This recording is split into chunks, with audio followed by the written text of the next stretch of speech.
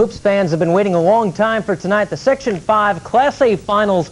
Top seed McQuaid squaring off with second seed East High. They played each other twice this season, splitting the two games. Tonight's rubber game to be seen here live on TV 13, 9 p.m. Mike Catalana will do play-by-play. JoJo White, former Celtic great, will handle the color. Again, that begins 9 p.m. here on TV 13. Now, all told today, there will be 5 Section 5 finals. A couple of games are already in the books. We begin with Class C, number 2, Kendall, taking on 5th seed Clyde Savannah for the Class C title. Kendall led by 2 at the half. Then the Eagles here kept the lead in the 4th. Charnel Mosley with the 2 points. Clyde Savannah's coach, Mark Dunn, trying to rally his troops. It worked. Derek Carnavelli, the three-pointer here. It's 70-69 Kendall. 9 seconds left. Ted Clemens at the free throw line misses. Carnavelli gets the ball, races up court, tries to heave it before the buzzer sounds. It's good. The game winner, 71-70. Clyde Savannah wins the Class C championship with a big win over Kendall. Well, I came down, I wanted to drive and just put it off the glass, a short jumper or something, but I almost fell because I was going too fast. And so I got over here, and I knew there was not much time. I was thinking about passing, but I knew there wasn't much time. So I just shot the ball up and just put it high in the air, and it went in. Thank God. Clyde Savannah wins by 1 at the buzzer. Meanwhile, Class Double C Livonia against Minders. We go back to the War Memorial. Big crowd throughout the day. Livonia's Kyle McGill cross court to a wide-open Todd Henderson, who led Livonia with 17 points.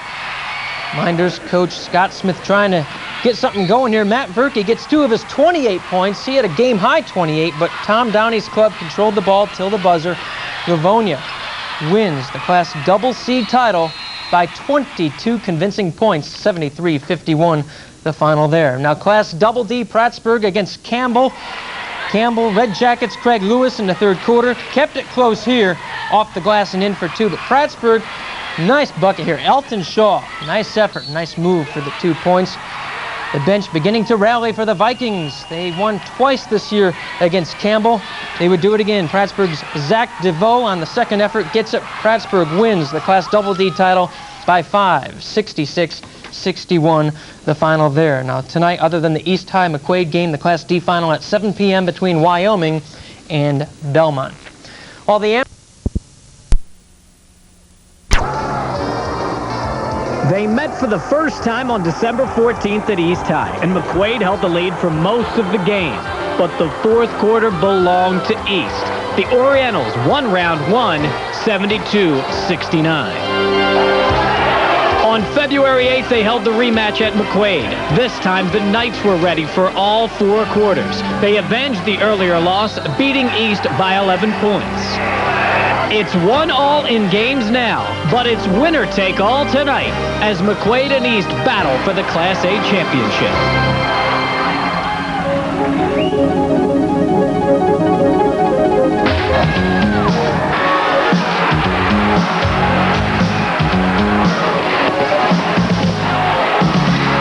Live from the Rochester War Memorial, a Sports Source 13 special.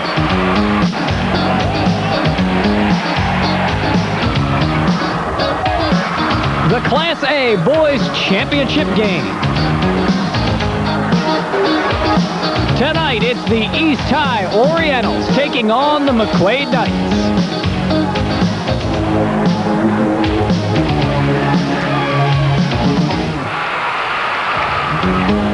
Good evening and welcome to the Rochester War Memorial for tonight's Section 5 Class A Boys Championship game. I'm Mike Catalana of News Source 13 Sports, and it is my pleasure to be bringing to you our guest analyst for this evening, and basketball fans know him very well. A 7-time NBA All-Star, owner of 2 World Championship rings, and a resident of Rochester for the last 6 years, JoJo White. JoJo, welcome to the broadcast. Thank you, Mike. I'm looking very much forward to this game. This is one of the biggest games to date, starting tonight, and so we're looking forward to an outstanding game. Now, these teams have met a couple of times, as we talked about in the pre-beginning to the game. They've met a couple of times. Each team won once. Now they're on this neutral court. You think a little bit of jitters coming into the big house here? Well, I'm sure it will, but it boils down to how well they execute, both teams. They match up well in terms of all positions on the floor. I think they might be a little overbalanced in the backcourt. So we'll see how the game is played as it unfolds. Okay, JoJo's got some keys to this ball game. You're going to be watching with us this evening. These are the things to look for. We'll start with Arthur Long. He is the big man for East High. And you're saying, can he dominate this ball game? Well, it all depends on how he plays consistently throughout the game. He has the capabilities of dominating the game, but we'll have to see as the game progresses. All right, then you look at McQuaid and you say lethal weapon 3. It's what everybody talks about. 3 guys on this roster, all averaging 20 points a game. McKinney, Nalen, and Montesano. Is that enough for this team? Can 60 points be enough if that's all they get offensively? I don't know. I think the coaches will be looking from the McQuaid squad to get some of the players not only score 20, but do a little better than what their averages are. But a lot of the punch is going to come from the other 2 players on the court. They seem to be the key players. So if they can produce tonight, I think one or the other club will have the edge. And the third key would be who's going to blink first. Now, we've seen in the games leading up to this, both teams made their run early in the third quarter. Other teams couldn't react. Greece couldn't react to it, neither could Fairport. Is that the key tonight? Well, I think it has to be a big key in deciding who wins the game. Who can maintain the consistency throughout the entire ball game. Okay, JoJo. One other thing we wanted to talk about in games such as this, McQuaid hasn't been here for a couple of years to the finals. East High's won at the last 2. Will that have an impact on this game? Certainly that plays an effect in the game. But being on a neutral court, it seems like you get neutral from the crowd. So depending on how well these guys hold up throughout the ball game, I think is really a toss-up. Okay, we're going to come back and show you how these teams made it here to the finals and get ready for the starting lineups and the start of the game. We'll be right back after this.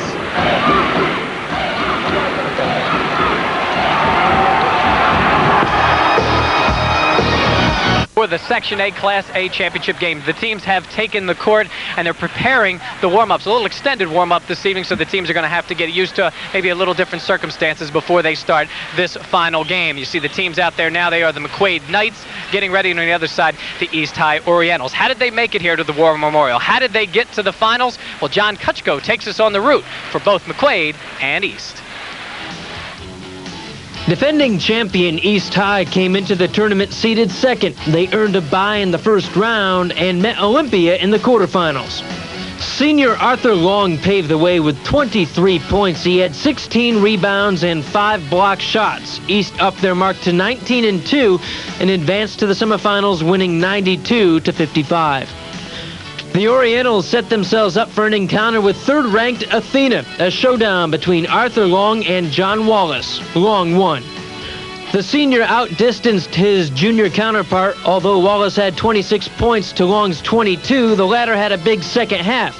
East would score 18 straight points, and the Orientals were on their way to the finals, winning 66-51. The other finalists came in as the top seed in Class A. The McQuaid Knights, led by Lethal Weapon 3, would first face Rush Henrietta. The Lethal 3 would score a combined 77 points, Ted Nalen with 41, Jason McKinney had 19, and Mike Montesano tossed in 17. McQuaid would advance with a 91-74 win. Up next for the Knights would be Fairport. The Red Raiders considered a long shot, seated at number 7. Fairport was a tune-up for McQuaid. Jason McKinney had a game-high 23 points. Lethal Weapon 3 would combine for 62 points. The Knights advanced to the finals, winning 72-46. So it's number 2 seed East High against number 1 McQuaid, the 2 best teams in Section 5, 2 of the best teams in all the state of New York. Each won a game this year against the other. Tonight, the rubber game for the Class A championship. It's not the goal of these teams to get to this game. The teams have had so much success over the years. It's their goal to come here and to win this ball game. Now, someone who knows an awful lot about the Section 5 basketball tournament, the tournament chairman for 2 years, Doug Westcott from Brockport. And Doug, first of all, when you come into this building and you see crowds, the 6,000, 7,000 people, it has to make you feel awful good. Oh, it's been a wonderful tournament. This year the attendance has just been great. Even in the preliminary rounds, we've had great attendances. It's really nice to see this place packed tonight.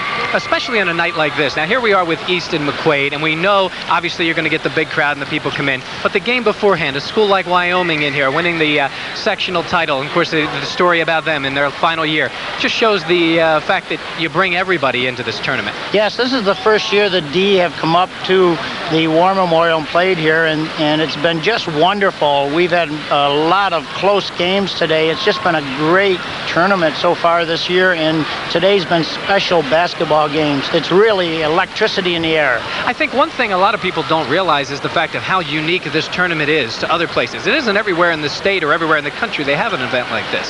Oh, that's true. We're considered the class of New York State. We're always talking with other sections about how we do it up here, what we do, why we do it.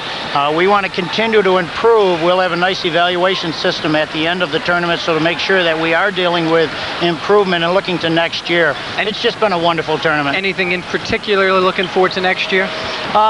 We got to take a good look at the rounds at the beginning. The attendance was real great. We've got to find a place that will hold them. We're also looking at, across the state, possibly the 45-second clock for next year. This is the only program in basketball that doesn't have it, the boys. Okay, I'm not sure if we'll need that 45-second clock tonight. So far, we haven't needed it all day, but it's something that we got to take a look at. Okay, Doug Westcott, the Section 5 basketball tournament chairman, thanks for being with us. And right now, we're going to go over to JoJo White, who's with the coach of the McQuaid Knights. JoJo? Here we are at courtside live with Coach Mike McCasey of McQuaid. Coach, what do you see is the key to your success tonight against East High? Well, containing their fast break, I think, is critical. We have to try to keep this a half-court game. If we can do that, I think we've got a good chance of winning. Well, do you feel that East High presents a problem foot speed-wise against your club? There's no question. They're quick. They rebound the ball very well. And so what we've got to do is try to run back, maybe slow down their point guard a little bit, and make it a half-court game. Well, are you looking for a tremendous game from your team this evening? Are they prepared and ready to go? I think we're ready, yeah. We've been playing well lately. I just hope we come out and have a good game tonight, and if we do that, I think we'll be successful. Well, Coach, do you feel that playing on a neutral court, on a bigger court, will have some bearing on the game? Well, you know, each team has won at their home place, so I think the neutral court will finally tell people, you know, which team is the best team. We certainly love to play on the War Memorial. It's a great experience for the kids. The floor is a little bigger, but that may actually help us because the press will be less effective on a bigger floor. Well, we have Coach Rizzo here, the coach of East High. Coach, what did you see might be the keys to tonight's ball game for your club? Oh, rebound. We did a poor job in the second game with Joe's team, and we turned the ball over 17 times in the second half, and they were impressing us. We turned it over, and he also stole our, after we rebound on the outlet passes, took the ball away from us. We didn't shoot very well. They outplayed us the last time. So, you know, this is the rubber match, and I'm sure both coaches are looking forward to it. Oh, for sure. The coach feels that the bigness of the court might make a difference in his club being able to do the things that they want to do against you tonight. What are your feelings on that? I think the court suits both teams. We both like to run, and it gives us a lot of room and spreads the team, you know, it spreads the players out so that double teams are a little harder to come by. So it's an advantage for both teams, I think. Well, you've heard it from both coaches at courtside. We look for an outstanding game tonight. Now we'll turn it over back to Mike. The coaches for this evening, they're getting their teams prepared, and they've done a great job so far this year. They're going to try to continue that this evening in the finals. It's East High and McQuaid in the Class A championship game. We'll be back with the starting lineups in the national anthem, so stay with us.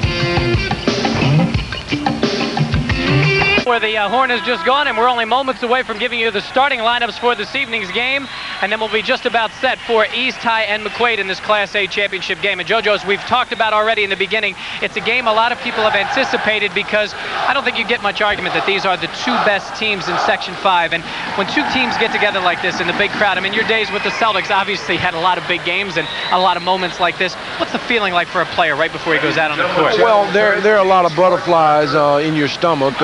I think both of these clubs are very familiar with one another. They're playing on a neutral court, and one of the coaches felt that, you know, with the size of the court, the bigness of the court, that it might be advantageous to them. We are now ready for the starting lineups for this evening's game. East High and McQuaid meeting in the Section 5 Class A Boys Championship. For the East High Orientals, starting at guard, a 6'2 senior, number 50, Mark Genthner.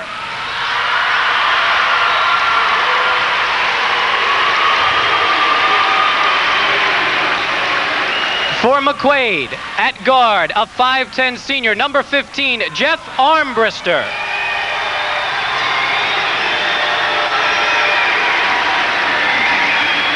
For East High, at guard, a 6'2 senior, number 25, Carlton Burrows.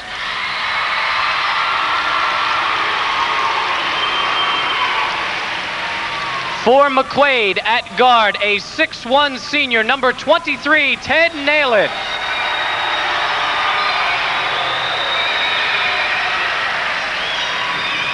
For East High, at forward, a 6'3 senior, number 30, Anthony Gibbons.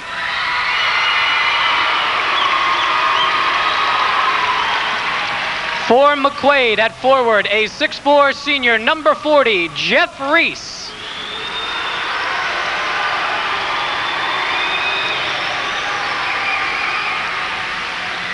For East High, at forward, a 6'4 junior, number 22, Darryl Barley.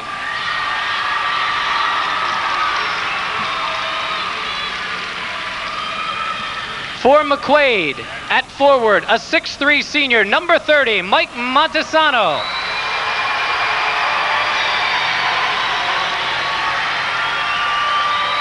For East High, at center, a 6'10 senior, number 32, Arthur Long.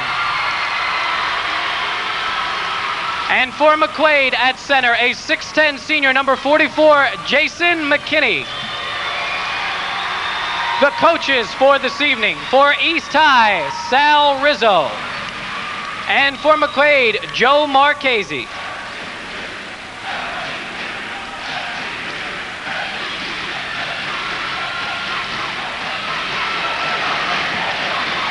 The starting lineups are in. We're going to be back in a moment with the national anthem and the beginning of this evening's game. We'll be right back in just a moment. Maintenance company whose colleagues are serving in the Persian Gulf.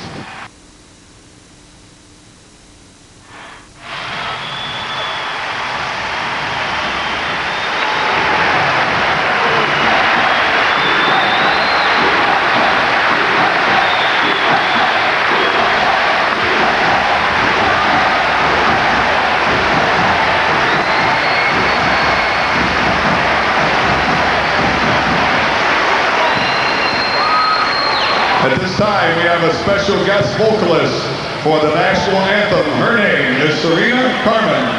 She is a junior vocal pedagogy major at Roberts Wesleyan College. Serena?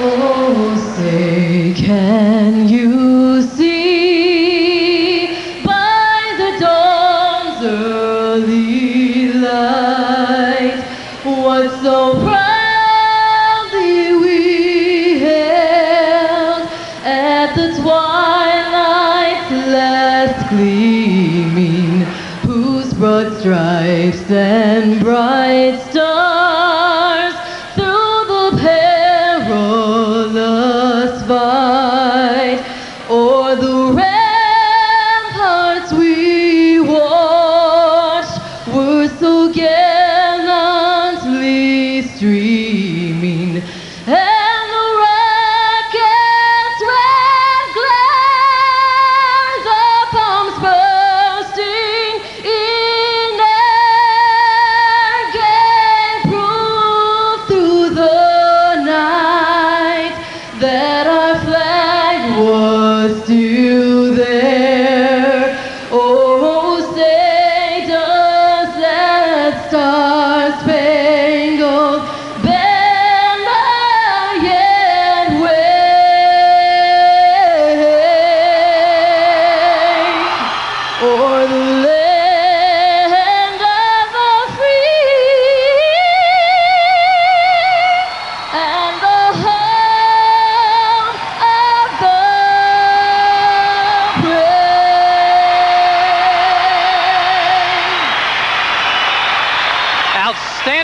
rendition of the national anthem from Serena Carmen, and of course the color guard from the 134th Maintenance Company. Our thanks to them as we are getting set. One more thing before we tip the game off, a special presentation coming your way at half court. Doug Westcott, who has a special presentation.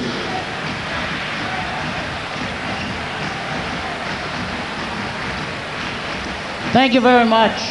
On behalf of Section 5 and Section 5 boys basketball, I would like to make this presentation to Mr. Gene Sweeney on behalf of his dedication to student athletes in Section 5 over the past 20 years. Gene, we thank you truly.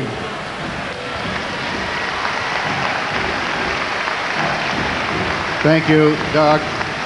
I just want to say I would like to thank the Section 5 committee and especially the basketball committee for this honor. And in passing, I also want to thank my employer, Rochester Coca-Cola, for having had the opportunity over the past 25 years to represent the company in our community. Thank you very much. Gene, would you start this game off with a ceremonial toss at center court, please?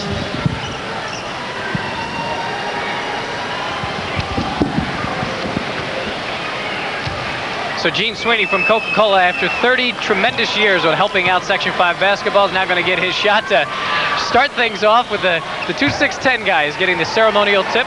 They're going to go off a little bit quicker than that when we get things started, and these are the men who are going to be in control this evening. Tom Ward is your referee tonight, and Larry Tripotto is the umpire. We are just about set, JoJo, and I think everybody was ready for the game. But you get that national anthem in there, I think it really has this crowd going. These clubs are eager, they're ready, they're well prepared, and from what the coaches said prior to the game, both teams feel that they've got a good chance of winning this. We'll see what happens. It is Long and McKinney to jump, and it is East High taking control in the first possession. Senior guard Mark Gentner, the point guard for 2 straight Section 5 championships, is back for a 3rd try tonight. Control, the coach of McQuaid said, was a big key for them. They want to try and play a half-court game and not get into a run-and-shoot game with East. Montesano for a 3-pointer, and exactly what McQuaid wants to do. Take possession and go from long range. But Burrows answers back, and we're tied at 3. Oh, we got us a Donnybrook here tonight. 3-point field goal for Carlton Burrows. A steal there by Gentner, and he gets it to Long, and East High is on the run. Anthony Gibbons hits the jumper there, and at this pace, JoJo, they don't have to worry about any 45-second clock. Well, East wants to get out and run, and McQuaid wants to play half-court ball. Now, they will take their shots if they're available, but they don't want to get into a run-and-shoot game with East. The miss by McKinney, and the board is cleared by Darryl Barley. And East comes back on the offense. It is Gibbons again. They're going to go with the charge. East foul number 30, Anthony Gibbons, his first, team's first. Jeff Armbruster taking the charge there. Coach Marchese said before the game that he considered Jeff Armbruster his point guard to be his key player tonight. He, along with Jeff Reese, not the guys who average the 20 points a game, but the guys who do the other things, the point guard, the role player, the guys he expects to do the little things tonight that could be enough to beat East. Well, this is where you can neutralize a team by having those fill-in players play up to their potential and sometimes even add a little extra in terms of your team success. And certainly the point guard plays a key role in controlling tempo of this particular game. Mike Montesano goes to the line here, and East High's going to play man-to-man all night this evening. At least that's what they're expected to play. Montesano, the kind of guy who can put the ball on the floor, go to the basket, the kind of things you need to do, obviously, to stop their man-to-man defense. Absolutely. With the court being bigger, McQuaid felt that they were able to maneuver a lot better on a bigger court. East's press is not as effective on a wider court, but we'll see how they handle it as the game unfolds. We are tied at 5 here in the early going, just a minute and a half into quarter number 1 of the Class A championship. Another turnover. Check that. It goes back to East High. The ball was deflected out of bounds, last touched by McQuaid. Again, the matchup to look for is right in the middle of the screen. It is McKinney against Long. The block coming up here by Reese, and the ball is loose. And we've got a foul on Jason McKinney. Not the kind of foul you want to see your big man getting early in the game. Well, not at all, but you can't allow, the shooters just to stand there and be wide open. Coverage is very, very important, in the early parts of this game. Arthur Long with the jumper. And that won't go, and Reese clears the board, and McQuaid now takes possession. If you're seeing thus far, most of the shots are coming from the outside. Neither team has looked to go to the inside early in the game. Again, it's Montesano putting the ball on the floor, and Rick Edwards picks up the foul for East High. Armbruster will run the show from the point and look for his scores. Teddy Nalen is one. He can put the ball on the floor, and he can hit the post-up jump shot. This time they go inside to McKinney, and the big man having a little bit of problems in the early going. Well, I don't think it was a very good pass. He's a 6'10 player. The ball has to at least be up to his waist or chest high for the big people to be able to handle it. Knocked away, and McQuaid comes up with the steal again. Both teams are kind of sloppy early, Mike. Trouble making the entry pass. Nalen will put the ball up. He does here. No good, but Reese is there for the rebound and the basket. The controlling of the backboard is going to be key in this particular game.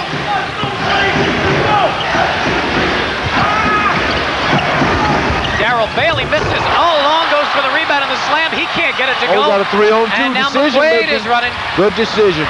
Good decision. Good decision. McKinney gets the ball just where you want to get the ball to the big man, right as he's going to the basket. Absolutely. That was a good decision. East having trouble inside. The shot will not fall for Darrell Barley. He got the ball inside, but so far, JoJo, it appears that East is having a little bit of trouble making that entry pass, and their big men inside seem to be a little bit confused when they're getting the ball. McQuaid's jumping on them quickly. Well, what's happening here is East seem like they're trying to stay with their game plan, but when the ball goes inside, they're dropping from the top and from the side and making it very difficult for their big people to handle inside. What would be the kind of things East would do to combat that? Well, East, what they're going to have to do is once the ball goes inside, they're going to have to quickly look to swing the ball to the weak side. The weak side is wide open. So we'll look from ball movement from East on the offense, and we look for Nalen to drive here against Gensler. Pulls up for the jumper and hits. He's going straight at him, Mike. Maiden is off to a good start. Burrows for three, and he hits it. So Burrows has a pair of three-pointers. Both clubs are not hesitating about putting it up. 11-10 the score. McQuaid by one. There's Nalen again for three. This time it's short, but Reese is there for the rebound. To Montesano for the layup. Ball movement is paramount in this game for both clubs.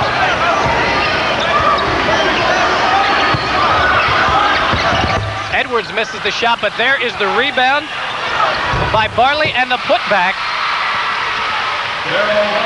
Barley gets the basket underneath, and it's 13-12.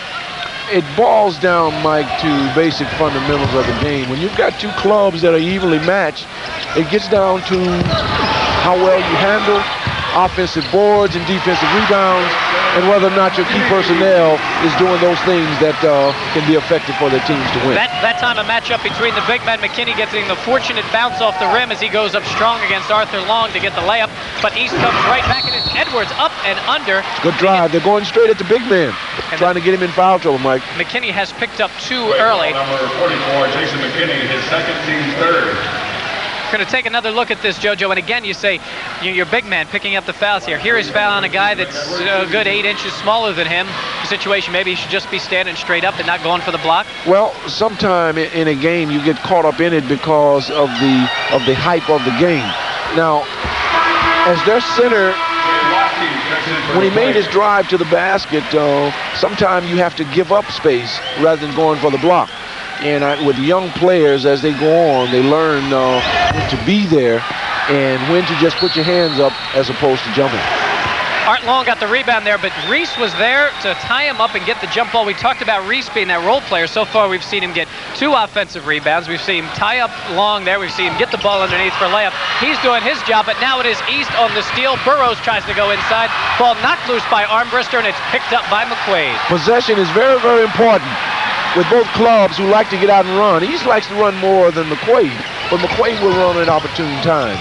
Nalen, so the handling of the ball.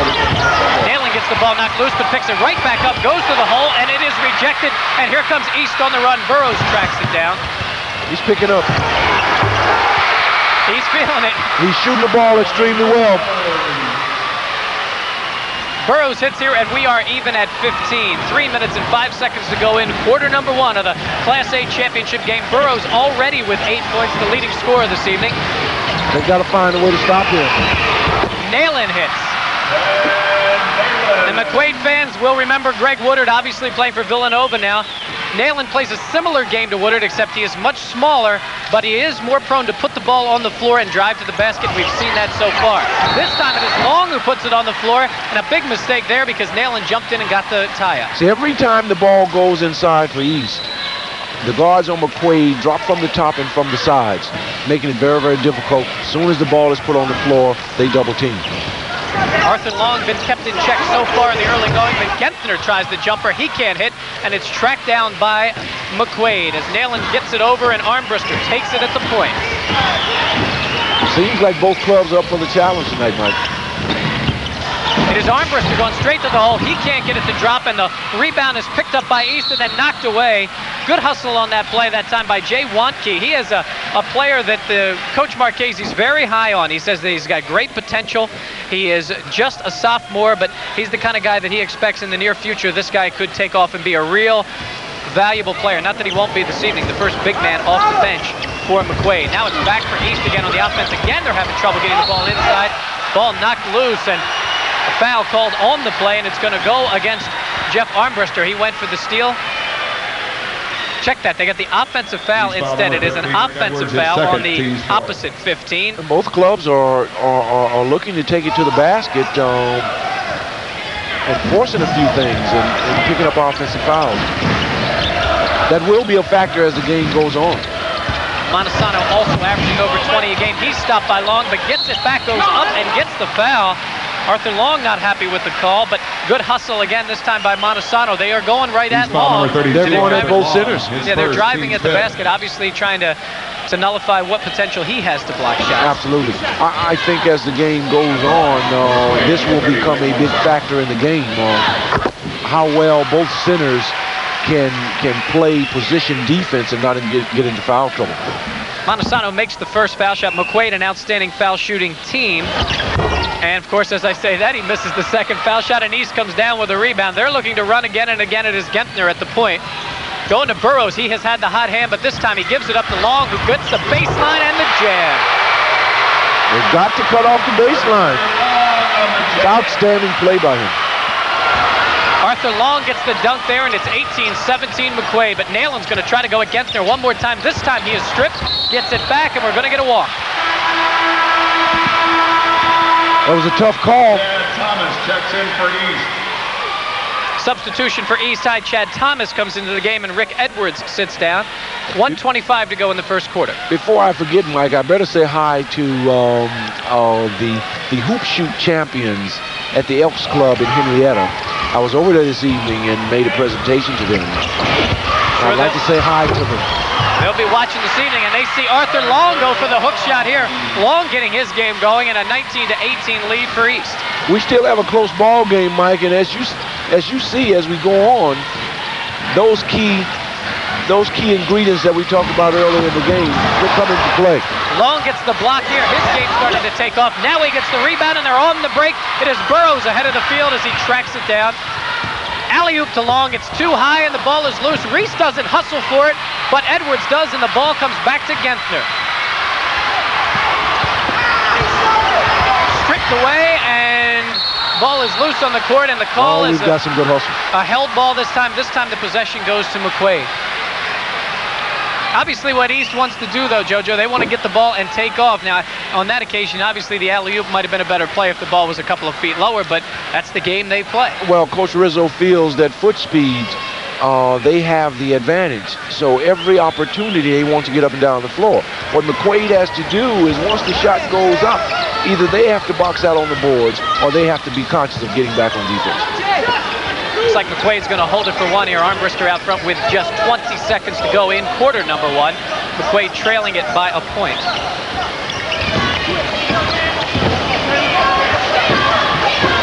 Clock reads 10 seconds to go here in quarter number 1. It is Montesano with the ball. Reese now in a little bit of trouble. Nalen has it. 3 seconds. 2. The shot is partially blocked and rebound by Long.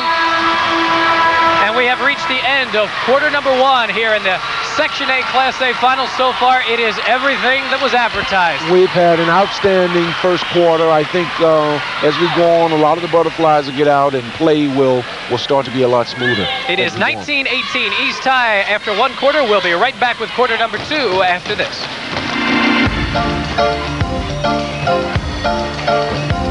East High to inbound. They lead it 19-18 after 1 quarter. Leading scorer Carlton Burrows with 8 points for East. Mike Montesano, the leading scorer for McQuaid with 7. And Montesano pulls down the rebound off the Gentner miss, and it's McQuaid back on offense.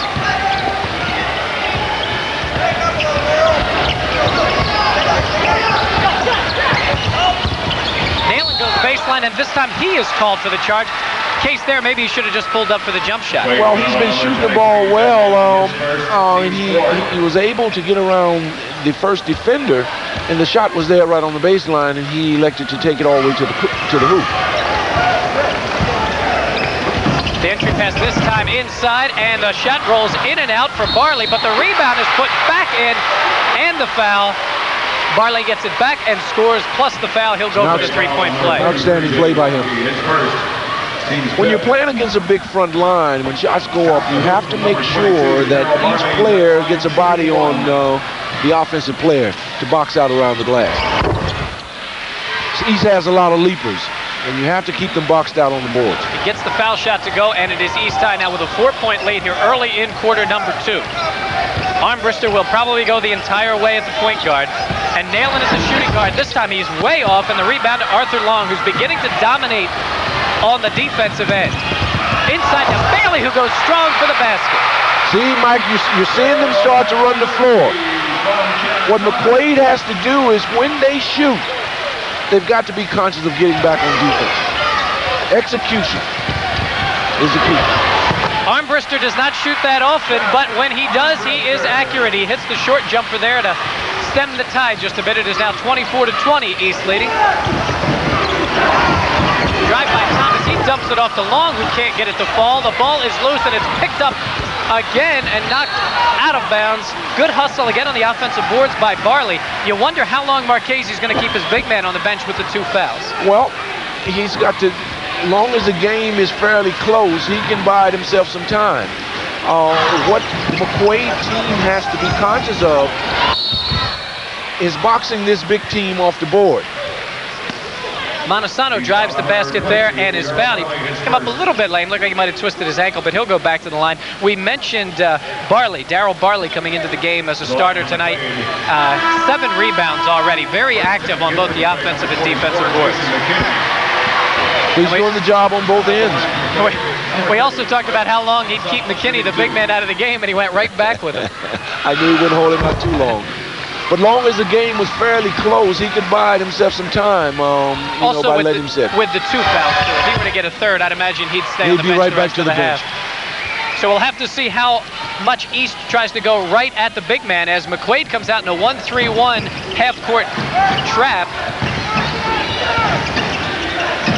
Trying to maybe protect their big man a little bit. The jumper here by Thomas won't fall, but there is Long skying for the rebound and knocks it back to Gentner. He'll go for 3. That won't fall, but there again on the rebound. No box out on the board. Barley very active on both offensive and defensive boards, gets his 8th rebound of the game in the basket. And East leads it by 4. Teddy Nalen having his troubles so far, just 2 of 8 from the floor. Armbruster tries to pick it up and goes to the big man, McKinney. McKinney gets the basket and the foul. See, when you have leapers on the inside, every movement to the basket and every head fake, you see them jump. So you've got to be looking for the drop off or the kick pass to the big guy walking into the basket. McKinney gets the basket here. McKinney is a 6'10 senior. He transferred to McQuaid after his freshman year, and he's gotten himself a Division I scholarship. He came to the team as a limited player of offensive skills, strong defensive player, but he's gotten his game all around, and he will be going to Siena next year, a Division I scholarship. And now East High comes back on offense, having trouble again, and Nalen caught the ball but was standing on the line when he, I believe it's, actually the call is going to be East on the line and out of bounds, so they got a break that time. McQuaid gets a break, and they'll get back on offense looking for 2 to tie and 3 to take the lead.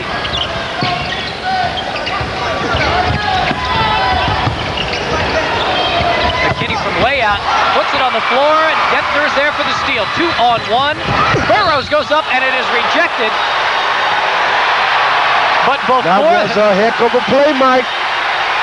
He got called for the offensive charge. The defense made a heck of a play. McQuaid not only takes the charge, gets the block in the meantime. The block doesn't even count. The charge is what goes. We'll see it again on the replay. And you watch Burrows go for it. Montesano takes the charge, but Reese skies for the rejection. And that should spark this East team. They trail it by just 2 here midway through the second quarter. Nalen again goes to the hoop. This time he goes straight up and gets the foul called. Like I was saying, every time there's a drive to the basket, when you have leapers on your team, every head fake and every shoulder fake, they're leaving their feet. So if East manages to get into foul trouble early in this game, you could see a big swing in the turn in the second half. Ted Nalen goes to the line, needing both to tie this ball game up. His team trails it by 2, and Nalen gets the first one to go down. Oh, we got ourselves a good one here tonight, Mike. Obviously, Nalen's not afraid to go to the basket either. Not at all. He is a player that averages over 20 points a game. He has the skill to score points, and that's his role on this team, to score, and he gets 2 there, and we are even. Through 11 minutes of basketball so far, and the game is tied at 26 all between East and McQuaid for the Class A championship. The ball knocked loose, but Arthur Long tracks it down. He is double-teamed in the corner, has to go cross-court. Good ball movement this time to Burrows. Can't get the three-pointer to fall, and a rebound by Armbruster. There goes Montesano straight through the lane. He can't get it to drop, and the rebound by East, and they try to run again. Gentner pushing the ball up court to Edwards. And the foul. Good drive. McQuaid has to be conscious of looking up the floor once the ball comes off the backboard. That time running up the floor, we had the center wide open down at the other end. It's Chad Thomas who gets the basket in the foul.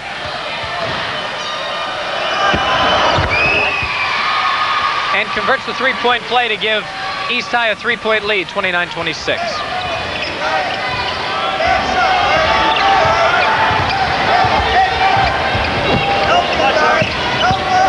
Nalen. And he delivers, 29-28. Nalen has a green light, JoJo. I mean, when he gets the ball, he's going to shoot. He's got a nice game, and he's running the plays coming off that pick down, and he's turning and squaring, and he's taking a shot. And Burrows, who was hot early, connects for the first time in quarter number 2. He has 10 points. It's 31-28 East.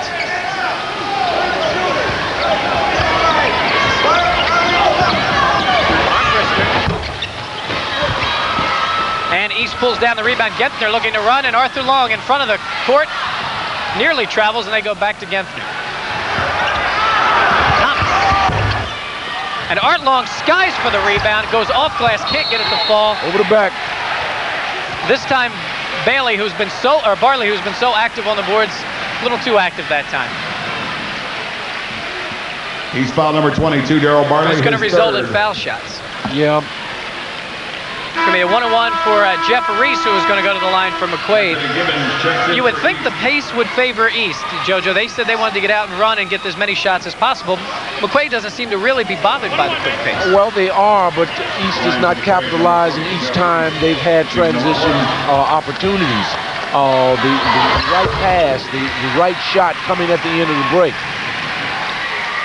McQuaid is able to stay in the game simply because East is making some bad decisions on the offensive break. Daryl Barley with 3 personal fouls. We mentioned how strong he was on the boards. He takes a seat on the bench. Anthony Givens is back into the ball game for East High. There's Givens getting the ball stripped loose, and Armbruster is on the run. Guarded by Genther. He tries to get by him. Genther gets the hand on the ball, and East comes back 2 men ahead of the field, and the offensive foul. That was a questionable call on that one, Mike. McQuaid got a break. But they have to capitalize on all the miscues. Watke comes back into the game, and this time Armbruster gets a break at the point, and Coach Marchese talked to us a little bit before the game, said in these situations he will go to Montesano at the point. This time Montesano misses on the drive, but will track down the rebound. So Montesano and Nalen now play the guards. He's picking up short. Montesano and Nalen at the guards. Montesano misses on the jumper there, and Long gets it, and East High on the run. It is Burrows again on the jumper, and he connects. The ball. He's shooting it good. Got to find him on the floor. 33-30 East. Burrows right now has the range. He's moving good off the break, and they've got to pick him up early on the transition. You do get into a rhythm out there, don't you, in situations like that? And you can feel it. Shot. No good, but the rebound is knocked loose by Watke, and now this time Nalen, a little bit of frustration that time as he missed the shot and then went to try to pick up the rebound, picked up the foul instead. And it's now going to be a 1-on-1 the other way. I think it probably happened to you once or twice in your career where you felt it and started shooting the ball, huh? Maybe a couple of times. I mean, the shooters, you know, your scorers and your shooters know when they have a feeling. So you can tell when they're running the floor that they can't wait to get in position to let it go. Is he talking to his point guard saying, hey, get me the ball? Let me have it. That's when they develop that black hole, right? The ball goes in there and it doesn't come back out. They're going to get the ball and shoot. Absolutely. Thomas connects on both free throws, and it's 35-30 East. Now, McQuaid has to be concerned about the second and sometimes third shots that East is getting off the offensive board. Watke wasn't quite ready for the pass and loses it, but now it's McKinney going on the hook. They've got to execute each time down the floor to get good shots. They get the ball inside the Long. His turnaround won't fall, but he gets his own rebound. Goes back up strong and off glass. He gets the ball, but Burrows is there again. There's that kid again, Burrows. He's having an outstanding first half. 14 points so far for Burrows. 37-32 East High.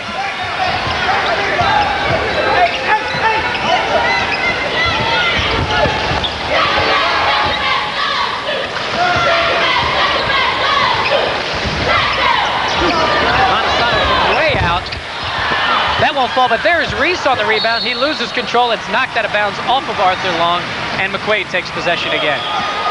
Well, both clubs seem to have quick triggers, Mike. McQuaid's shots are not all going down.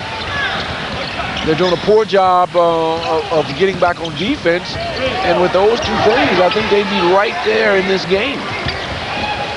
As it stands, they trail by 5 with a minute and a half to go in the first quarter.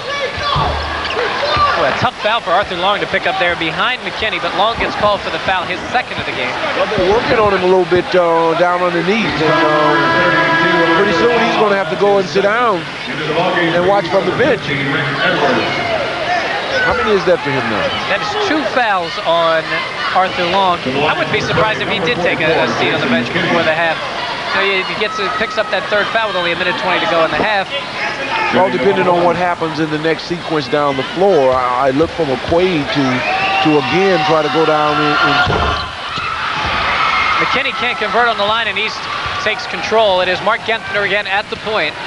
His team leading it by 5 points here late in the first half. And again, McQuaid goes to the 1-2-2 now, almost a 1-3-1 as they try to trap out front. Well, they're running a little bit of the clock down, East is.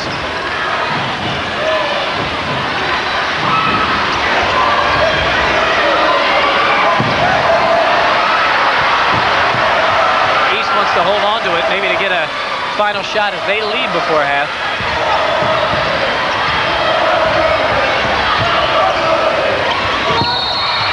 Gentner gets the ball stripped, but instead it's going to be a foul on Ted Nalen. Nalen picks up the personal. And that's going to send Mark Gentner to the foul line. So far, both teams have done a good job on the free throw line. McQuaid now 7 of 10 for the line. And East High is 7 for 8. Teddy Nalen picking up foul number 3 there, and that's a costly one. He'll sit down for the remainder of the half. And Gentner goes to the line. So Armbruster back in. Joe Marchese forced to go to his bench one more time. Gentner can't get the foul shot to go, but Arthur Long knocks the ball loose. Now it's on the floor, and we're going to get a possession arrow, and the ball is going to go to McQuaid. So McQuaid takes the ball with 46 seconds to go in the half.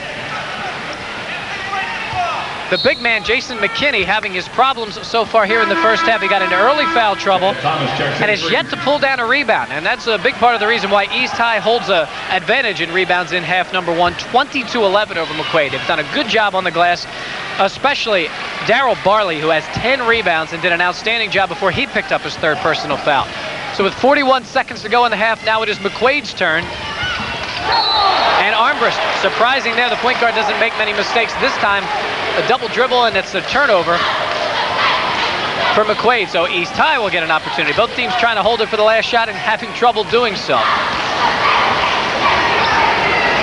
30 seconds to go in half number 1 as East pulls it out again and looking for one. This is Gentner. And Montesano goes for the steal and picks up the foul instead. So Montesano taking a chance there, trying to pick up the steal. Instead, he picks up a foul. That's only his first, but it will send Rick Edwards to the foul line for the 1-and-1. Line for East, Rick Edwards, shooting the 1.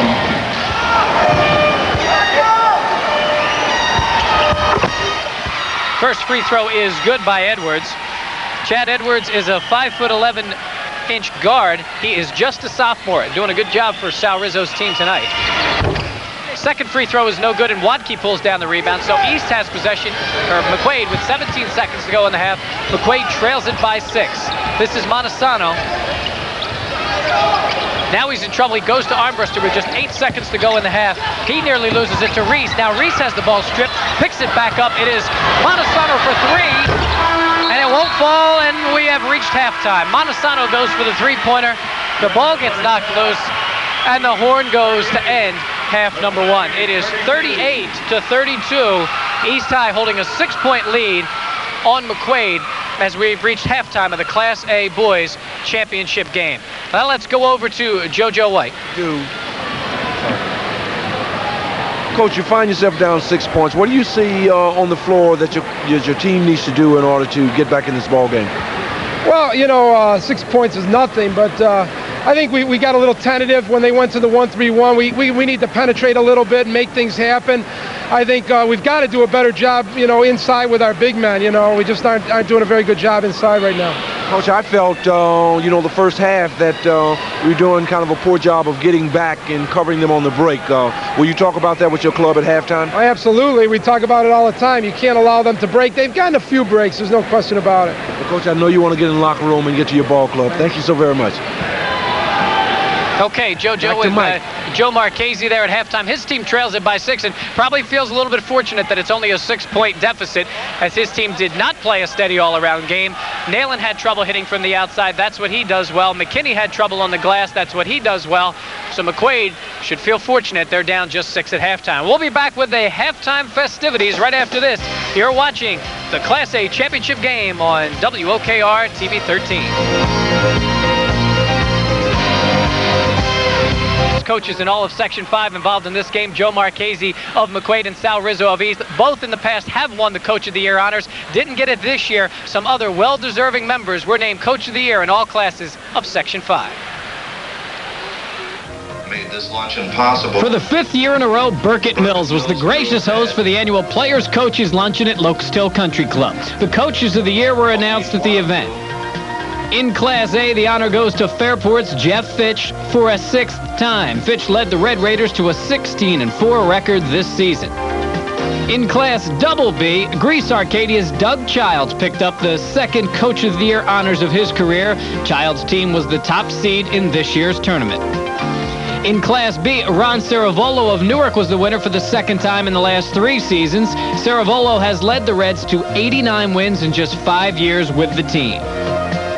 In Class Double C, Tom Downey gets the nod for a 5th time in his outstanding career. The first 2 were when he was at Dansville, the last 3 at Livonia. In Class C, Dean Schott of Lions was voted as the top coach. His club was the top seed for a 3rd straight season, winning 18 and losing just 2. In Class Triple D, Bill Saxby won for a 2nd straight year and for a 5th time in his career. Overall, Saxby's teams have won 261 games against just 109 losses. In Class Double D, Anthony Alvaro of Geneva DeSales was honored for his team's 18-2 season. Alvaro won this award in 73, 78, 80, 81, 90, and now 91, and has won 423 games in his career. And in Class D, Wyoming's Pete Terbuska was a first-time winner. He led his Indians to the top seed in their classification. And earlier tonight, Terbuska led his Wyoming team to the sectional championship. We're going to come back and see the sectional cheerleading champions. We'll have that coming up for you, so stay with us.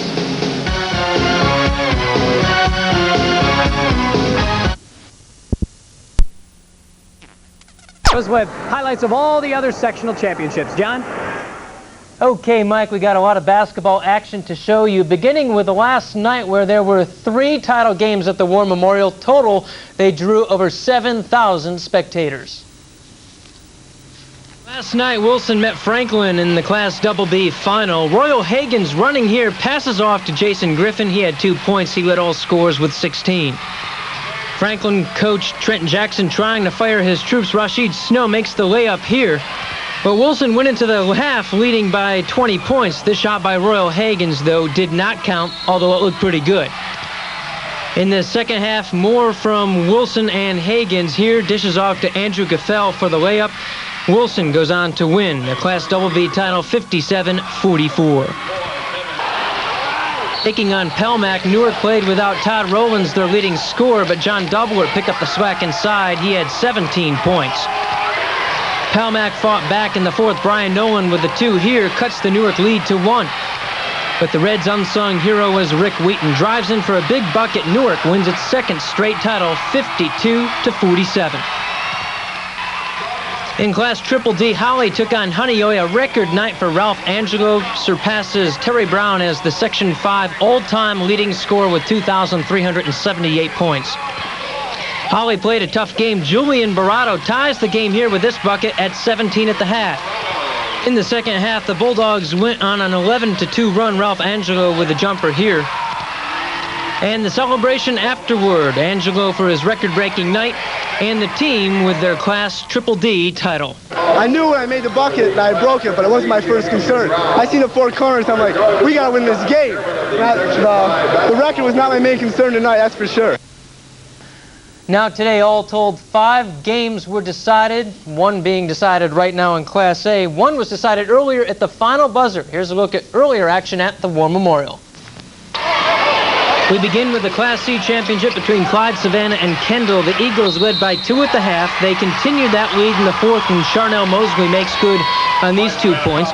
Clyde Savannah coach Mark Dung rallied his troops. The Golden Eagles came back. Derek Carnevale, the 3-pointer, they only trailed by 1. And then with 9 seconds left, Ted Clemens for Kendall misses the 1-and-1. Carnevale races up court trying to beat the buzzer.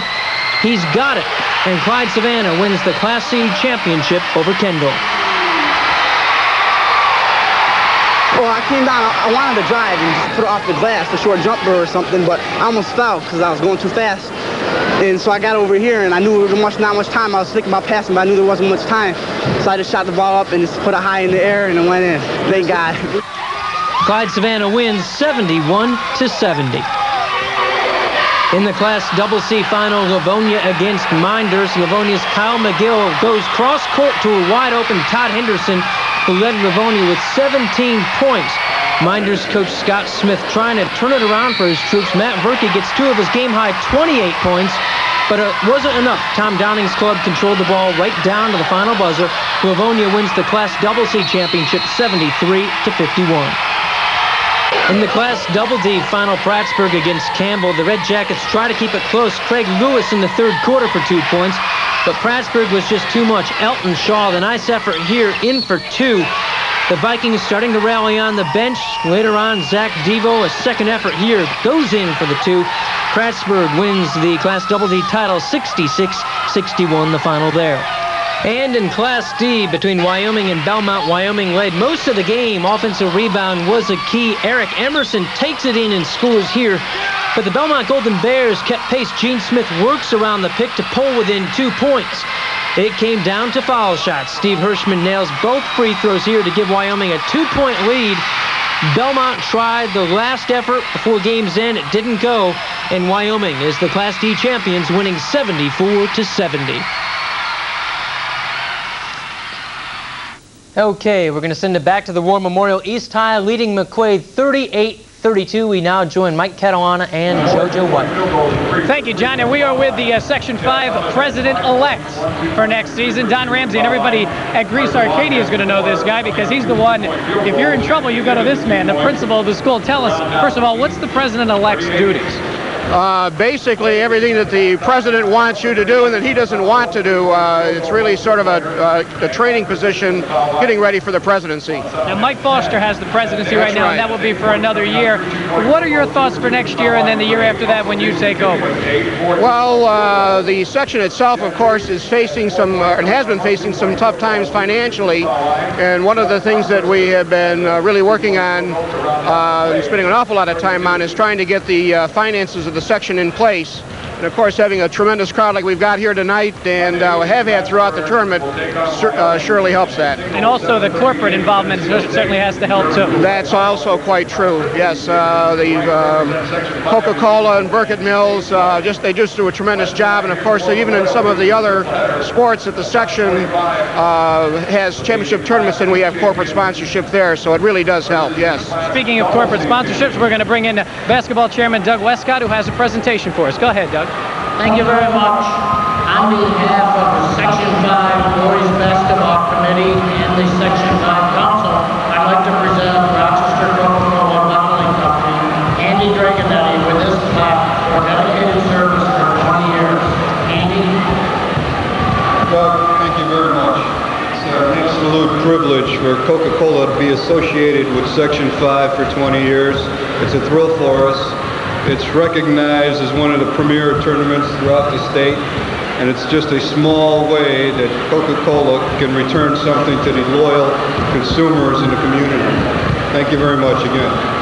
Okay. Thank you very much to Coca-Cola and to all the sponsors and everybody who helps us bring what is such a great event and a great first half so far. We look forward to another good half of basketball. We are just about set for half number 2. East High leading McQuaid by 6 points. We'll be back with the tip-off for the start of the second half right after this. Can you use your home to make it into a castle? Oh, yes, you can. With a home equity loan from Central Trust, you can do almost anything, and applying has never been more convenient. Has to feel pretty thankful they're only down by 6 points. Well, I'm pretty sure that they do. I talked with the coach at halftime, and he had a concern about them not getting back on defense and doing a better job off the backboards.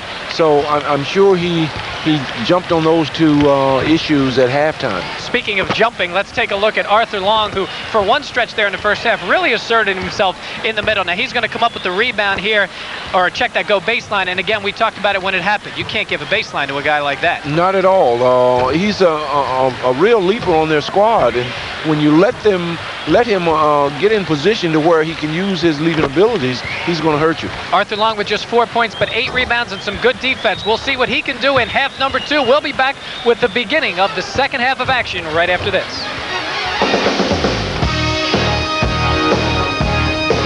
Number 2, East High on top of McQuaid by 6 points in the Class A championship game. East High looking for their third consecutive title. Jason McKinney, the big man from McQuaid, at 6'10", 0 rebounds in the first half. He got himself in a little bit of foul trouble. They'll need more from him in half number 2. Arthur Long gets inside of McKinney, and right away he picks up foul number 3. Well, he had to be very, very conscious of that. I'm sure East High is conscious that he has not done anything off the glass. So they'll probably be going at him the second half. But I think he has to make a concentrated effort on trying to be instrumental for his team off the glass. Neither big man really dominated, at least statistically. Arthur Long with just 4 points, but 8 rebounds. But defensively, he was a force inside. Yeah, he was, but I'm sure, you know, both players, for their club to be successful, have to step up to the line. Long connects on both free throws and gives his team an 8-point lead, their biggest lead so far in the ball game, but we are just 10 seconds in to half number 2. It is McQuaid moving from our left to our right in the home white uniforms this evening. Mike Montesano, their leading scorer, is going to go right to the basket, now spins back around and goes to Nalen, who's way outside. This time favors the ball inside to McKinney. He's trying to create some offense, goes inside, can't get it to fall as Long tries to intimidate, slaps the backboard, and the ball comes loose to Gentner. There's Burrows, who had a hot first half, misses on his first try, and the rebound comes to Reese, who gets knocked out of bounds, and the ball's going to go to McQuaid. It's a good call. Reese had a very active first half, 4 points, 5 rebounds, did a good job, was the leading rebounder in half number 1. McQuaid was out-rebounded by East in half number 1, though, 20-12, so they're going to have to do a little better job on the glass in the second half. That's where they're getting hurt the most, is off both backboards. You can't allow a team that has the size advantage and the leaping ability to be able to just jump right over the top of your players. You've got to make sure you get some bodies on the players on the floor. Armbruster appearing to push off, but doesn't get the call. Nalen gets the 3 and can't fall. The ball's knocked loose. Nalen picks it back up Long with the block. Reese gets a hand on it, but can't hold on, and McQuaid loses possession to East.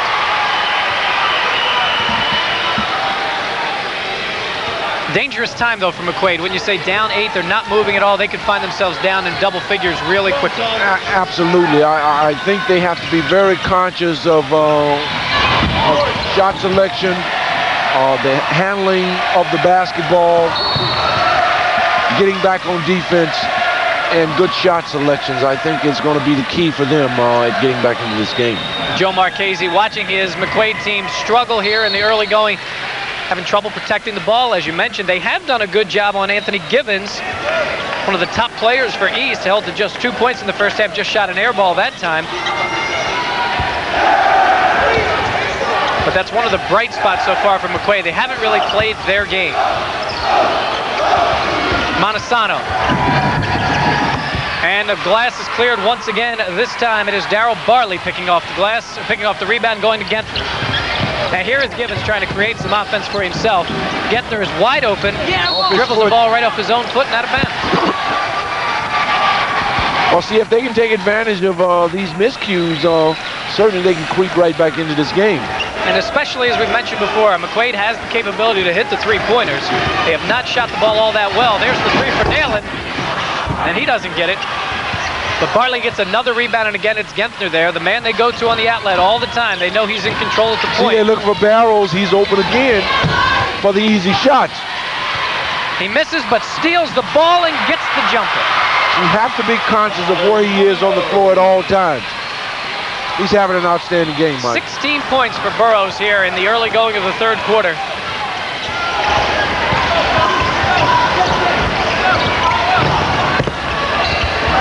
Foul. He got away with one that time. Arthur Long gets away without the foul, but it is McKinney getting the nice little jump hook to cut the deficit to 8 here with 5:14 to go in the third quarter. Givens misses the easy shot, and this time it is McKinney getting his first rebound of the night, and maybe he's getting his game in gear. Montesano for 3. Doesn't fall, but Reese is there on the rebound and does get the foul. If you'll see now, they're being a lot more aggressive off the offensive board.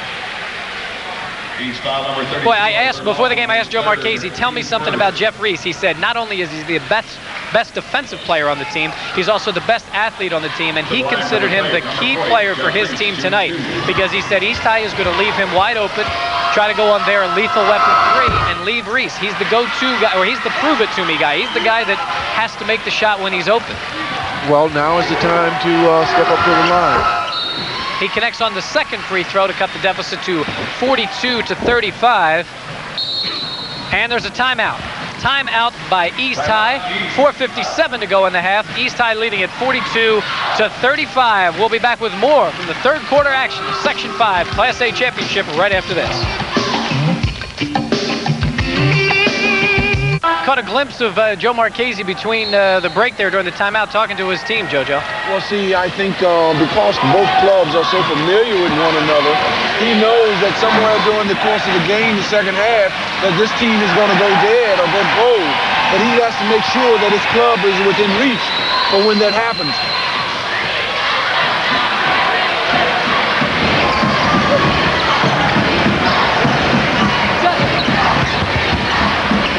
This is McKinney, and he's starting to pick his game up, hitting his second basket.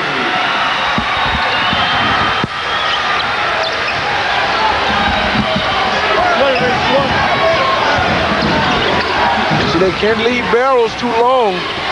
Good hands. The ball will go back to East High. They're finally picking up where Barrows is on the floor, because he's hurt them all game long. See, they're leaving him wide open again. East has been able to get Burroughs free, and this time he tries to go to the basket, and McKinney draws the charge. They're now covering that baseline, Mike. Something they didn't do the first half. But Joe Marchese had to be a little worried when his big man with 3 fouls is taking a charge there. I mean, he's taking a little bit of a chance, but it was a good defensive play. Well, when you are there, then all of the opportunities and chances go to you. But not getting to the play, good move and a good shot.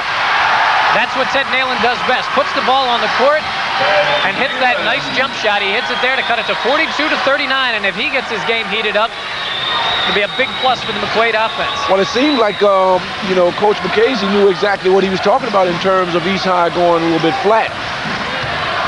So they started to pick up a little bit on their intensity in terms of defense. This is Gentner. There's Burroughs again.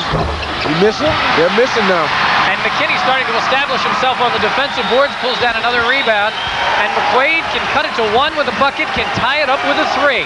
3:15 to go in the third quarter. 42-39 East. Montesano wide open, doesn't take the 3. Weak side is wide open.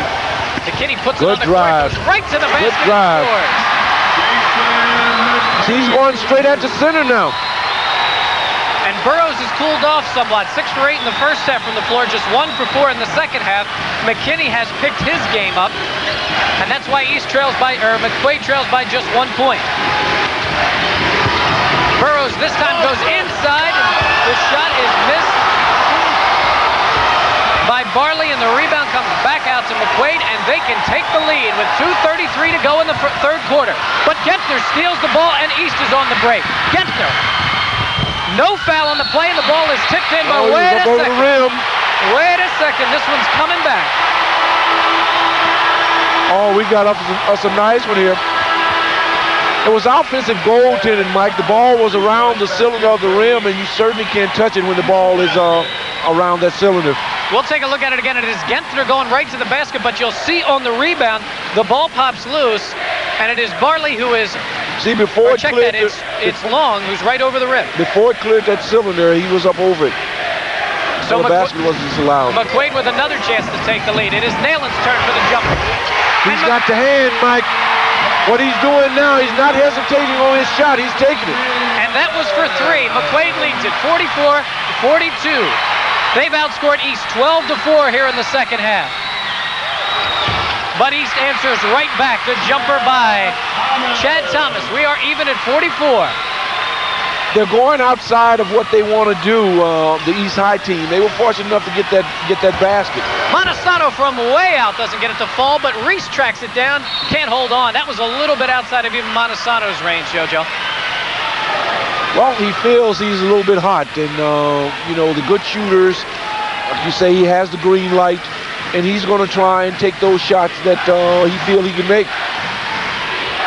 1:35 to go in the third quarter. East High and McQuaid all even at 44. Burroughs can't leave him. You can't leave him. Armbrister gets the loose ball, and it takes it at the point. Burroughs has been left open in the second half. Maybe he needs somebody in his face to make that jump. For sure. Nalen for 3. They're leaving him too wide open. He's a shooter. But see, he's now not hesitating on his shots this second half. Timeout on the play by East High. McQuaid has stormed back. 47-44. They lead it here in the third quarter, and they've done so with this tremendous outside shooting and the power play inside by McKinney. We talked about lethal weapon 3, and that's exactly what they got. Now Coach Marchese talks to his team. Well, listen, when Chad's on your side, play him more. Play more to him. No foul. You're playing in between. He's getting it and putting it on the floor. All right? Take him. Work hard. Keep working. Defense is going to win it. Take him on, D. Let's go. Stay with it. Let's go.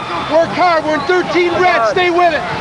All right? Come on, D. Come on. 1, 2, 3, hours. Come on, defense. Well, he says defense is going to win it, and they've done an outstanding job defensively, but they've also capitalized when they've had their opportunities. Absolutely. We talked about that earlier when the game unfolded. They were not getting back on defense, and certainly they weren't controlling the boards, and their selection in terms of shooting was poor. So I'm sure that they got that straightened out at halftime, and as you can see with the score in the game that now they have control. McQuaid's outscored East 15-6 in quarter number 3, and that's how they've grabbed the lead. Teddy Nalen leading the way with 16 points, and McQuaid can add to that lead. The steal, but it's picked off by Burrows. The spin move and the layup. It's an excellent defensive play. Burrows, the high scorer in the ball game overall with 18 points. You have to move the ball, get it off the sidelines, move it. Armbrister wide open, but he misses. McKinney, the board. He goes up and Arthur Long blocks it. East on the run. It is Burrows.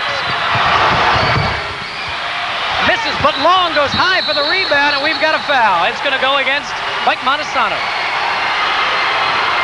The intensity is picking up, Mike. Both clubs feel that they have to take control of this game.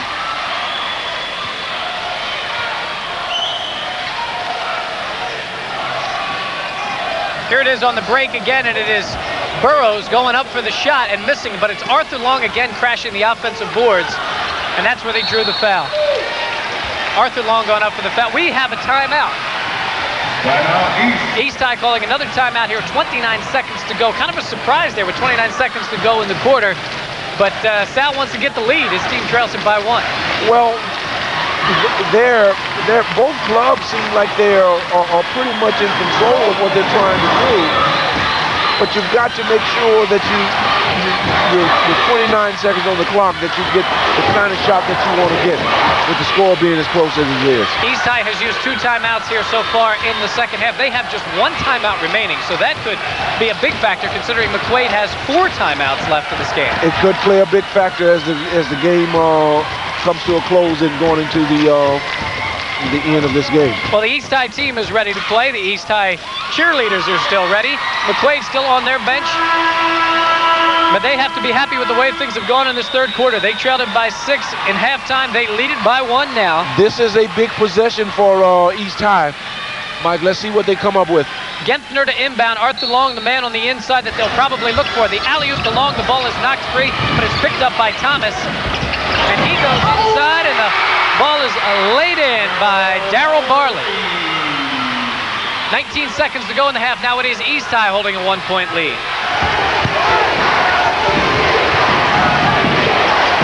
Naylor. And it's stripped away. Here comes East on the run. Genthner has no one to beat.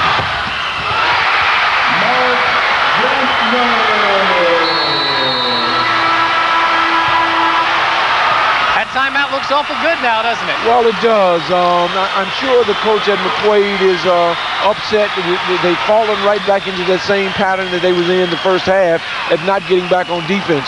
And having the lead close of the third period, it's got to be dissatisfying to the coach. A big rush here by the end of the third quarter by East High. They take the lead 50-47. We are going to the fourth quarter. We'll be back with that right after this break. We are back and ready for quarter number 4, and the crowd of over 6,000 certainly is ready for this one. East High leading McQuaid 50-47, and McQuaid will inbound.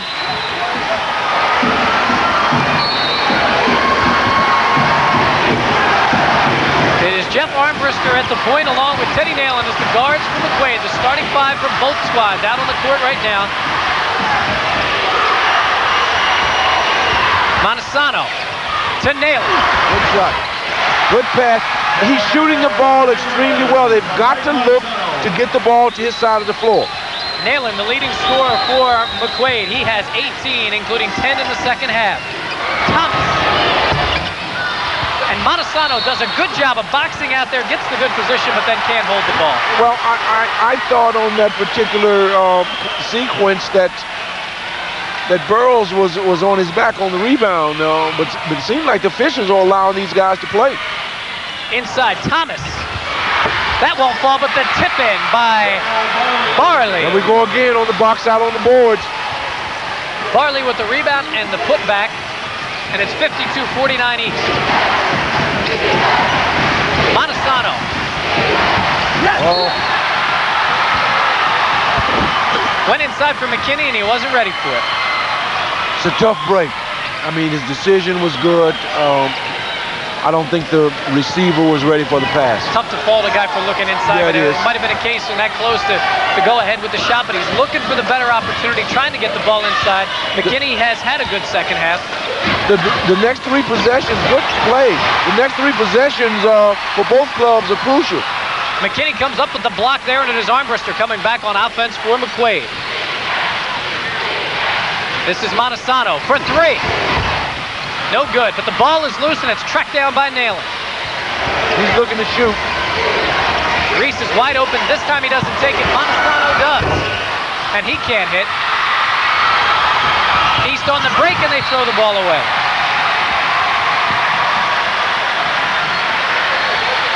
Okay, McQuaid has gotten another break. Now they have to capitalize on this, Mike, when they come down the floor. Consecutive opportunities for East to extend their lead. They get the block shot, then the turnover. But it's Nalen going for three and getting none. The rebound to Burroughs, but McKinney steals it away, goes right up for the shot. That won't fall, and it's Burroughs pulling it down, and we've got a foul on Jeff Reese. Well, you get your big man, 6'10", inside there. You hope you're going to get the 2 points out of it, and McKinney just could not get that one to drop. Well, I still question, the shot selection, on the part of McQuaid. I don't think they're utilizing their big personnel on the inside enough and allowing him to touch the ball and letting him be the guy who looks for the open man. Nalen comes up with the steal. He'll go in alone and lay it in. Good play. Good defensive play.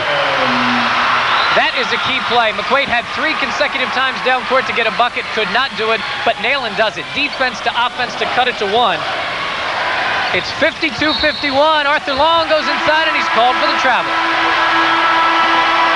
Miles Webster checks in for McQuaid. Miles Webster getting his first look. He is the first guard off the bench normally for McQuaid. But they went with the bigger lineup this evening against East, so Wantke got more of the playing time. But now Webster is out there. He's deceptively quick, Coach Marchese tells us, and he can shoot the ball when they need him to. So he is out there along with Nalen as Montesano gets a quick break, but I'm sure he'll be back in a little while. Reese goes inside. Nalen wide open. He's a shooter. He's a shooter. But McKinney is there. He's a shooter. They're looking for him all over the place. And he's got to look for his shots. But when they are shooting within the pattern of what they're trying to run, that puts the other players in position to now maybe get the offensive board. Art Long misses, but gets his own rebound. The ball is loose, and Nalen tracks it down. Nalen is all over the place. The ball is stolen by Chad Thomas. He goes to Gentner, who drives baseline and lays it up, but it doesn't go. They're doing a very poor job. McQuaid is of making that outlet pass once they come up with the rebound. It's now been 3 times that they picked up steals on the first outlet pass coming off the glass. Montesano checks right back into the game, and Webster goes back out. Now Gentner goes to the line with 4 minutes, 49 seconds to go. His East High team trails it by a point. The first foul shot is no good. McQuaid got another break that time, Mike. They've got to capitalize.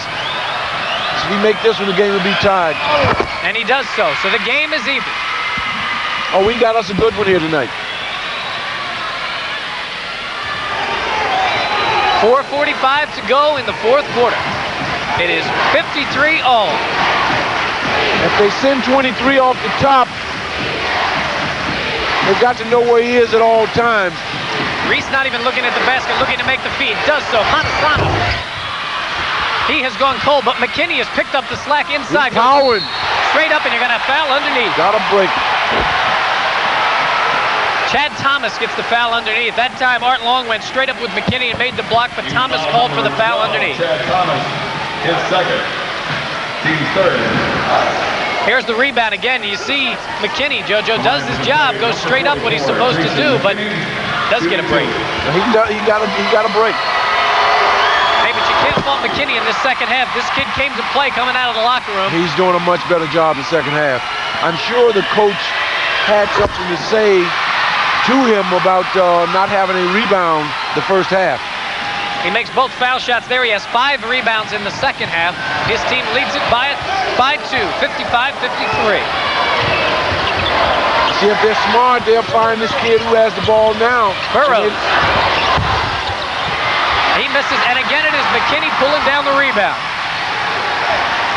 McQuaid has the ball and the lead. 4 minutes to go in the fourth quarter. They lead at 55-53. The coach said that they would go cold, and it seems like they've done just that. I think they need to go and try and get the ball now on the inside. Armbruster has it stolen, and it is Burrows on the break, but he stepped on the line. Burrows having his troubles in the second half, JoJo, after that great first half, just 2 for 9 since the intermission. Everything is coming from the outside with his play. Nothing is going to the basket. When you find your shot is not dropping, you've got to think in terms of putting it on the floor and going to the basket in hopes of getting to the line. These teams have owned the Class A championship for the last 4 years. Now make it 5. One of them will be the champ tonight. East has won the last 2. McQuaid the 2 before that. Armbruster's open but doesn't take the shot. Looks to swing it and gets tied up. The ball comes loose. Finally, Armbruster goes straight up inside with a big man. Gets it blocked, and here comes East. Burrows called for the travel. How many breaks can you get in one half? Joe Marchese is going to call a timeout here. 3:22 to go in the fourth quarter. I thought the coach made a mistake by taking number 15 off the top. He brought his shooter to the top, which keeps the focus of him. If they send him through and keep number 15 on top, then the shooter can run free on the baseline. Now listen. Marchese talking to his team now. Let's listen. All right, well, if it's not there, don't force it. All right? And now listen. It's important that we move without the basketball. Don't stand still. All right? Everyone has to move. All right? Hey, defense is what's winning this game, fellas. Defense is what's winning. Stay with it. 13 red. No, come on. Work the ball here. Get the good shot. Jason. You can screen about a man for the corner shooter. 1, 2, 3 hours. Exactly what you said, Joe. They've got to move the ball around and get some motion. In this case, he's going to try to do it from the low post and get McKinney to set the picks and bring Nalen or Montesano off of that. We've seen both of them make their shots. So I thought if we leave number 15, your point out there at the point and not send him through, your better shooters, you send them through to overload on the weak side. And also then you still have Armbruster, who's more prone to know to be back on defense, which is something that McQuaid has been caught a couple of times where they haven't had anyone back. Give McKinney credit in this second half. 7 rebounds along with 18 points for the ball game. He had 0 rebounds and 8 points at halftime, so he's come up with a big second half, and that's why McQuaid has the lead right now. The coach must have chewed him out at halftime. Another big break this time for McQuaid. As Darryl Barley went for the steal, it appeared to have the pick on the play, but foul is called, so McQuaid keeps possession. McQuaid has had a lot of breaks this second half, but yet and still they haven't taken full advantage of it. Shot right there. Point won't take it. Jeff Reese hustles for the rebound, and McQuaid keeps possession. Got to move it. Use the timeout. Because he had the timeouts to use. McQuaid still with a 3.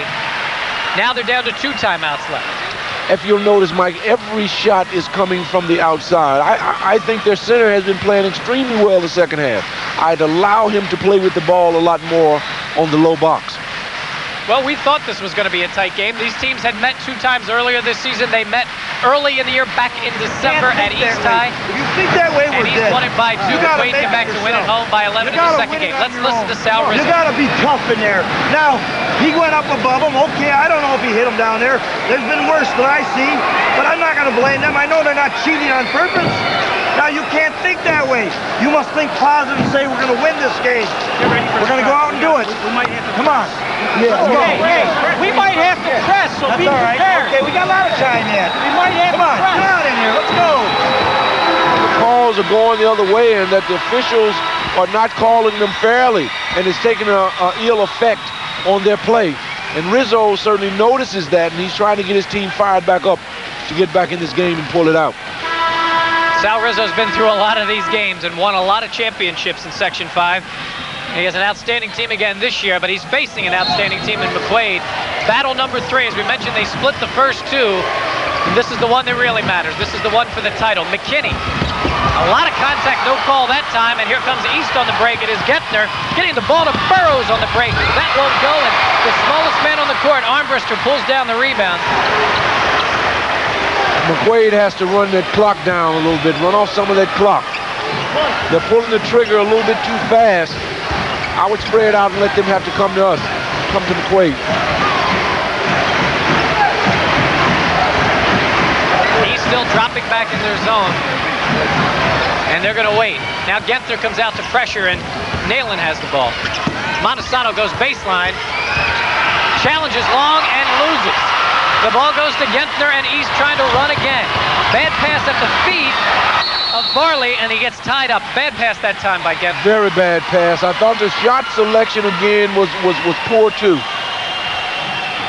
McQuaid has tried on several occasions to go inside against Arthur Long, but the big man has come through with 7 blocks. That's been the strength of his game, his defensive intimidation. That's why we've seen McQuaid stay on the outside and take so many long-range jumpers. They're just 3 for 11 on 3-pointers in the second half. And a turnover again as the calls have been going all McQuaid's way, and they're not capitalizing on any of it. If you look, the score is still 55-53. They need a basket. Armbruster to Montesano and Nalen. They stay out front. Weak side. Only one player on the court within 15 feet of the basket, and that would be McKinney, as McQuaid tries to run some time off. Nalen open for 3.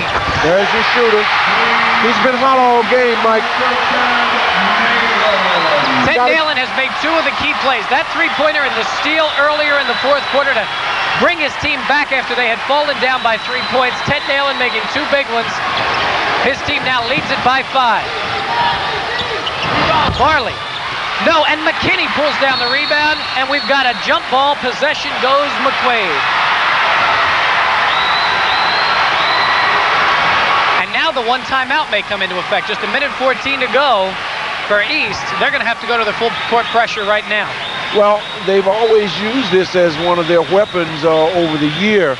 The McQuaid coach felt that playing on this neutral, bigger court would be advantageous to his club, being able to elude the pressure. Nalen makes the play on a great feed from Montesano. It's a 7-point lead, and East is in big trouble. Thomas drives. The basket is no good. Offensive foul. McKinney draws his 2nd charge of the game. I think East is in big trouble at this point. They will have to extend some pressure full court. Rick Edwards checks in for East.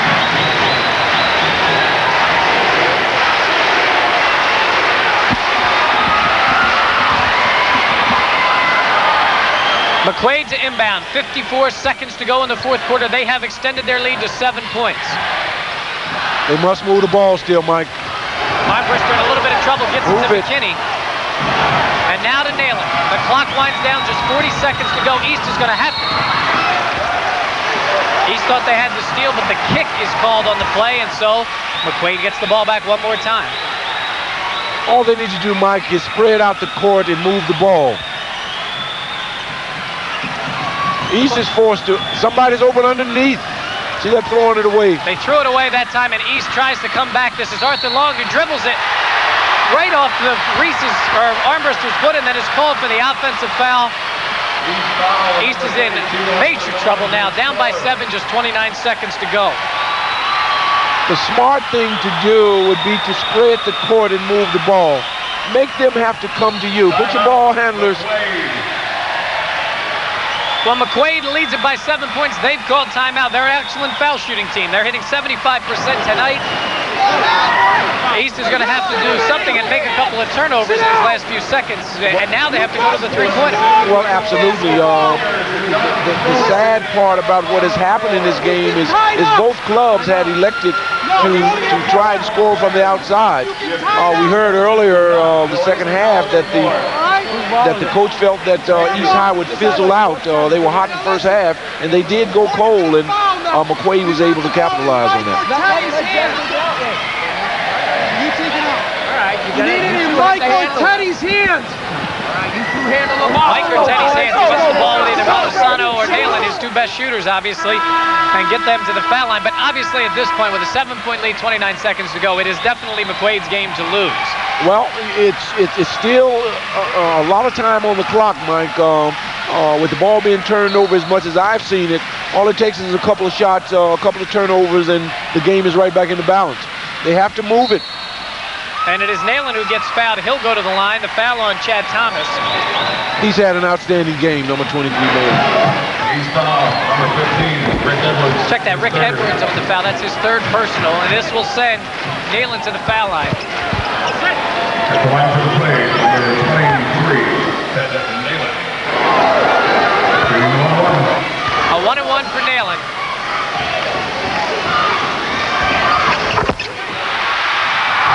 McQuaid by 8.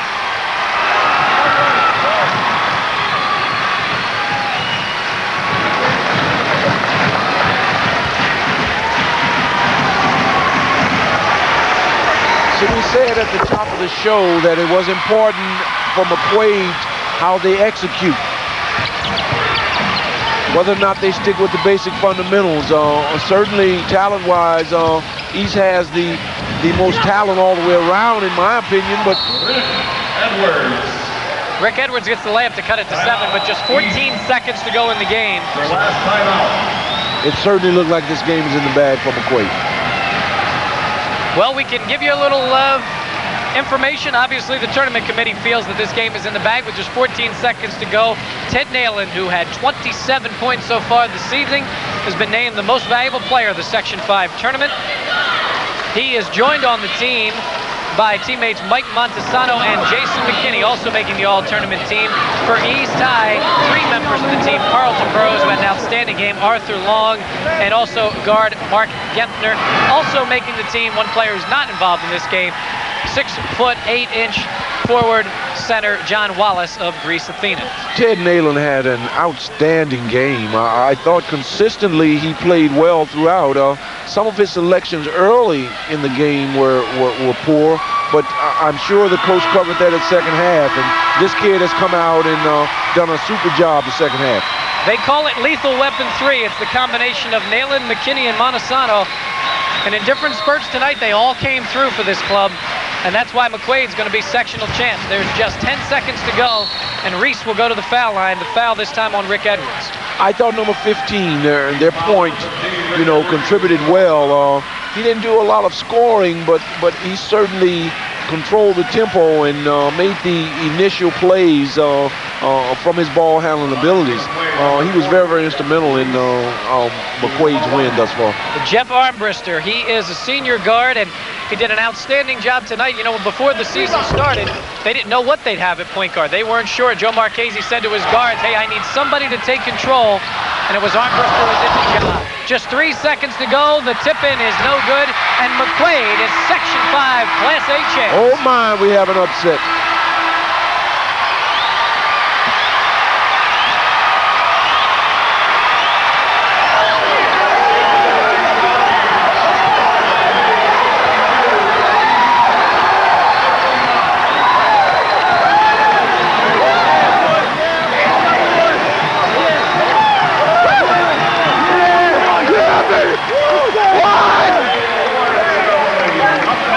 exciting, man.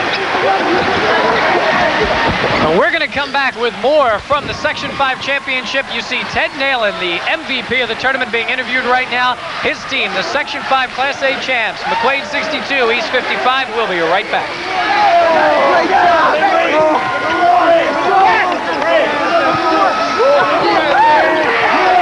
Won the Section 5 championship 62-55. JoJo, the game had plenty of excitement. Oh, it sure did. I thought even though we have a score of 62-55, I thought the game was well played. Down the end, it got down to turnovers and shot selections. And McQuaid, I thought, did an excellent job of preparing after the second half. Okay, JoJo White, speaking of excellent job, thank you very much for joining us. His expert analysis, the former NBA star, joining us here on News Source 13 Sports. We thank you very much for watching an exciting Section 5 championship game. For JoJo White, I'm Mike Catalana. Thanks for watching. News Source 13 is next. Thanks for watching and have a good evening.